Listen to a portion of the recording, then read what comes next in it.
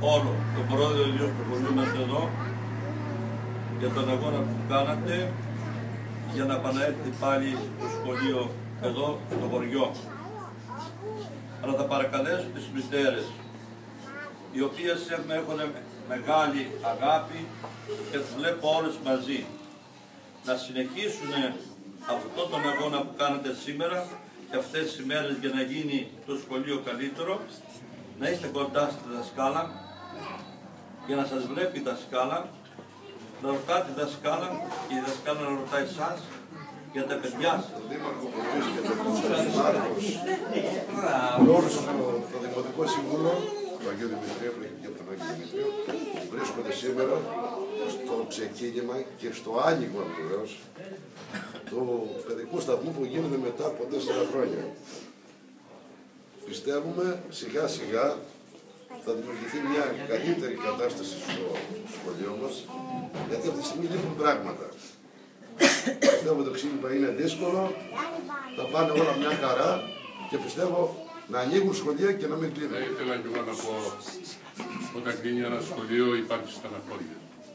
Υπάρχει στεναχώρια γιατί δεν ακούμε τις παιδικές φωνές, το τραγούδι, η χαρά των παιδιών, τη φωνή έστω και να μας ενοχλούν. Όταν όμως ανοίγει ένα, υπάρχει μια πέραση χαρά σε αυτούς που συμμετέλεσαν, όχι γιατί έχουν την ικανοποίηση ότι ανοίξει ένα σχολείο, όσο έχουν την ικανοποίηση τα παιδιά που έχουν βρίσκουν μια στέγη να συνεργαστούν μεταξύ τους, να μπορέσουν να παίξουν μεταξύ τους, να υπάρχει μια ζωντάνια στην πλατεία εδώ. Σας φέρω ένα παράδειγμα. Έχω έναν γονό ο οποίος τώρα πάει στο νήπιο. Στην αρχή ήταν ένα γκριμάκι. Όταν πήγε μέσα με όλα τα παιδιά και άρχισε να συναστρέφεται και να συνεργάζεται, άλλαξε το χαρακτήρα του προς το καλύτερο. Τι σημαίνει αυτό? Το σχολείο το λέει η ίδια λέξη. Γι' αυτό θα ήθελα να πω ότι σαν δήμαρχος, με τη συνεργασία του Προέδρου, των Αντιδημάρχων και του τοπικού συμβούλου εδώ του κ. Γαράνη, που μου δώσανε την ενόχλησή τους για να μπορέσουν να το κάνουν. Σας ευχαριστώ, γιατί αν δεν ενοχλήσετε και αν δεν κάνετε κινήσεις, είναι σαν το μικρό παιδί. Αν δεν κλάψει δεν το ταΐσει και η μητέρα το ακόμα. Και είχαμε τη δυνατότητα να κάνουμε αυτή την αρχή. Πρόεδρε, είναι αρχή. Ό,τι χρειαστούν εδώ στην τοπική κοινωνία του Αγίου Δημητρίου. Και βλέπω πόσο κοντά είναι όλες οι μητέρες και με πόσο ανησυχία, όχι χαμογελωμένο, πόσο ανησυχία αισθάνονται το άνοιγμα αυτό, αν θα υπάρχει συνέχεια. Θέλω να πιστεύω ότι αυτή η δημοτική αρχή θα υπάρξει συνέχεια, θα υπάρχει συνέπεια.